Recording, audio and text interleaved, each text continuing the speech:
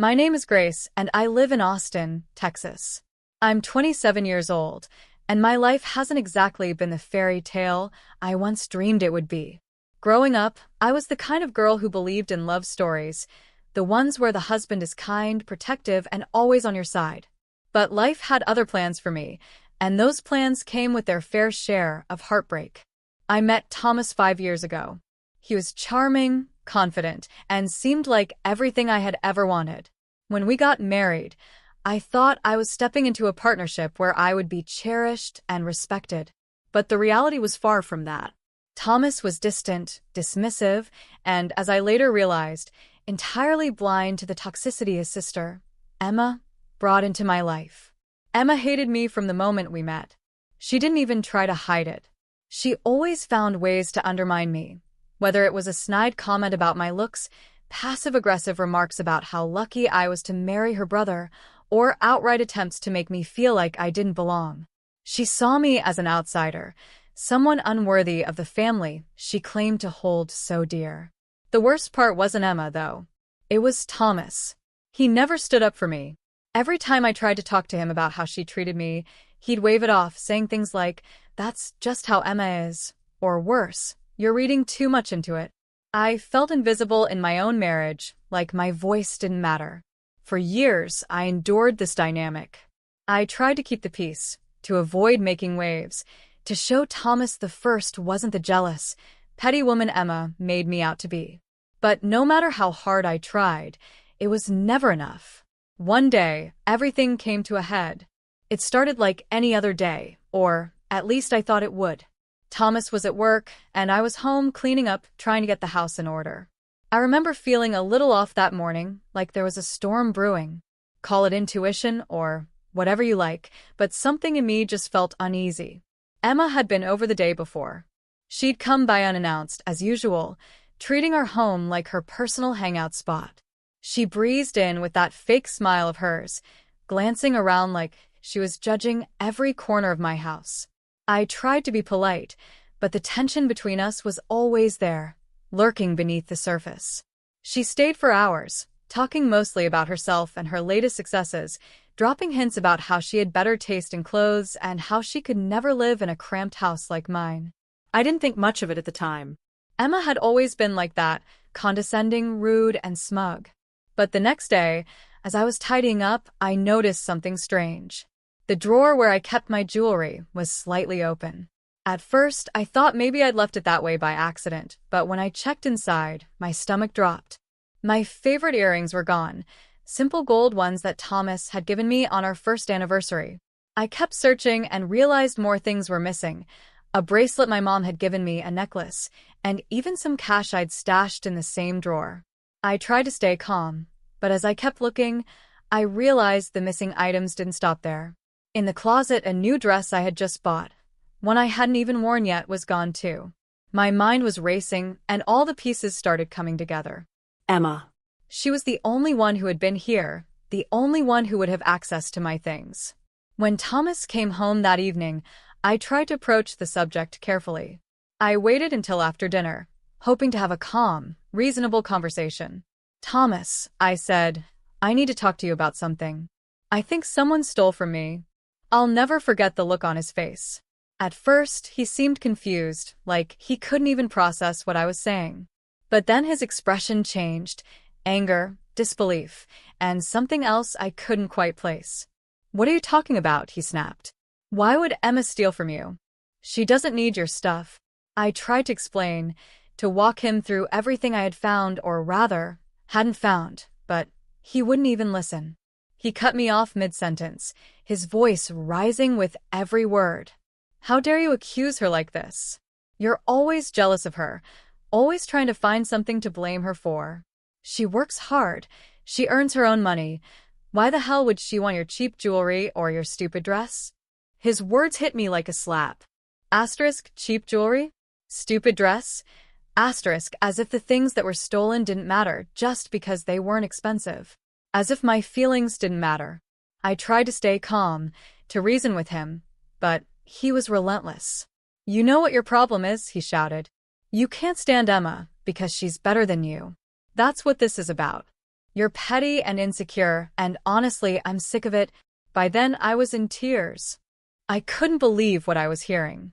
The man I married, the man who was supposed to love and protect me, was tearing me apart over his sister, the same sister who had done nothing but treat me like dirt. I stood there, stunned and shaking, as he delivered the final blow. If you're going to keep accusing my family of this nonsense, maybe you shouldn't be here at all. I think you should leave. I froze. What? I whispered, barely able to get the word out. You heard me, he said coldly. Pack your things and go. I'm done with this.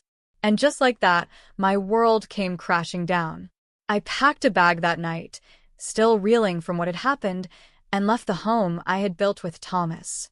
As I walked out the door, I glanced back one last time, hoping he might stop me, might realize what he was doing. But he didn't. He just stood there, watching me leave, his face hard and unyielding. It had been a year since Thomas kicked me out.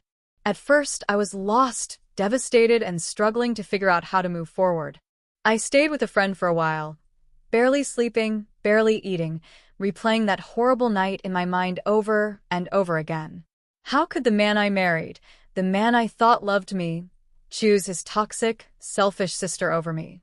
But life has a funny way of forcing you to adapt. Slowly, I started picking up the pieces. I found a small apartment, nothing fancy, but it was mine. I got a new job, threw myself into work, and started building a life that didn't revolve around pleasing someone who didn't appreciate me. It wasn't easy, but every little step forward felt like a small victory. Meanwhile, I heard bits and pieces about Thomas and Emma through mutual acquaintances. Apparently, everything was just fine, or at least on the surface. Emma was still her overconfident, smug self, flaunting her supposed successes, and Thomas was still her biggest cheerleader. I tried not to think about them, but sometimes the bitterness crept in. I wondered if they ever thought about what they did to me, if they ever regretted it. Then one day, out of the blue, my phone rang. It was Thomas. I stared at the screen for a long time before answering. I wasn't sure why he was calling, but curiosity got the better of me. Hello, I said cautiously. His voice was shaky, almost unrecognizable. Grace, I need your help. I couldn't believe what I was hearing. This was the same man who had thrown me out of our home, who had called me jealous and insecure, who had chosen his sister over me without a second thought. And now he was asking for my help? Why are you calling me, Thomas? I asked, my tone colder than I expected. He let out a heavy sigh, and then the whole story spilled out. Emma had sold the house, the same house he had kicked me out of. She had taken all the money and disappeared without a word. He had no idea where she was, and now he was drowning in debt, facing lump payments he couldn't handle on his own. I have nowhere to go, he said, his voice breaking. I don't know what to do. For a moment, I was speechless. The audacity of it all. After everything he had put me through, after all the pain and humiliation, he had the nerve to come crawling back to me because his precious sister had betrayed him? I'm sorry you're going through this, I said finally, my voice steady. But I don't see how this has anything to do with me. Please, Grace, he begged. I made a mistake. I see that now. I should have listened to you. I should have stood up for you. I was wrong about Emma, about everything. Just please. I need a place to stay, just for a little while. I promise I'll make it up to you. I could feel the anger bubbling up inside me, years of suppressed frustration rising to the surface. Thomas, I said, my voice firm, you didn't just make a mistake. You destroyed us. You chose your sister over your wife. You humiliated me, and you kicked me out of my own home. And now that she's done to you what she's been doing to me all along, you want me to save you? No, Grace, please, he said again, but I cut him off. No, I repeated. You made your choice, Thomas. You chose her. So go find her. Maybe she'll let you sleep on her couch. Oh, wait, that's right. She took everything from you, just like she tried to take everything from me. You're on your own now, and you have no one to blame but yourself. There was a long silence on the other end of the line. Finally, he whispered, I deserve this, don't I? I didn't answer right away. I wasn't sure if he was looking for sympathy or absolution, but I didn't have any left to give. You do, I said simply. And I hope you use this time to reflect on what you've done. But don't call me again, Thomas. I'm done. Before he could say another word, I hung up the phone. Then I blocked his number. I sat there for a long time afterward, my heart racing. Part of me felt angry, even sad, but another part of me felt something I hadn't felt in a long time: freedom. For the first time, I realized I didn't owe Thomas anything. Not my time, not my energy, and certainly not my forgiveness. He had made his bed, and now he had to lie in it. When I hung up the phone after Thomas begged for my help, I thought that was the end of it. But a few days later, he showed up at my apartment.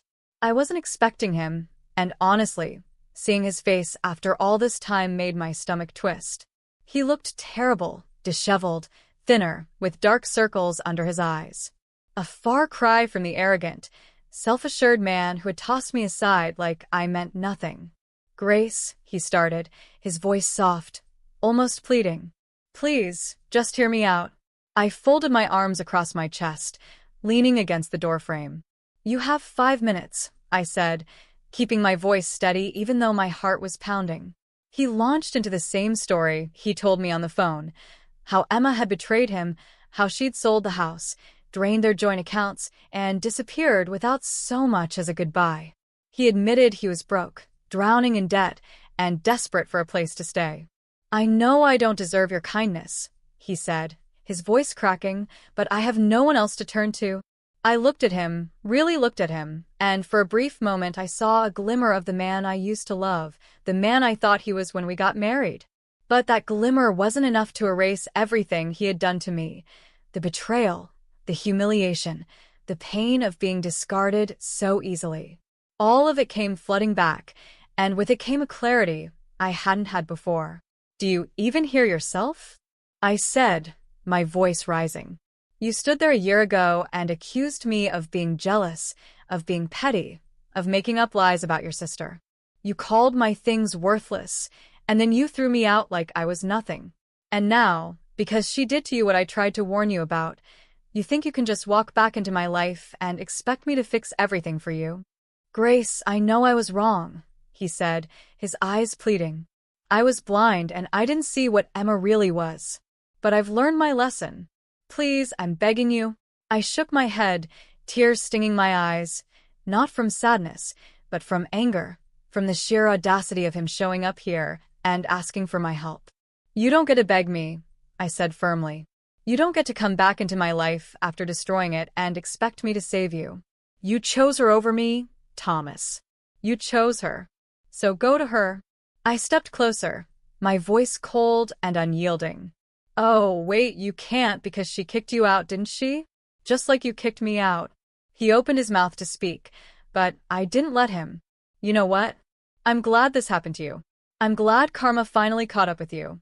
You deserve every bit of this. But I am done being your safety net. You're not my problem anymore." I stepped back, gripping the door as I prepared to shut it. "Go live with Emma," I said, my voice icy. "She's better than me, right? Isn't that what you said? Well, let her deal with you now. Goodbye, Thomas." And with that, I slammed the door in his face. My hands were shaking, my heart pounding, but I felt something I hadn't felt in years: power. For the first time, I wasn't the one being pushed aside, silenced, or blamed. I had stood up for myself, and it felt good. No, it felt amazing.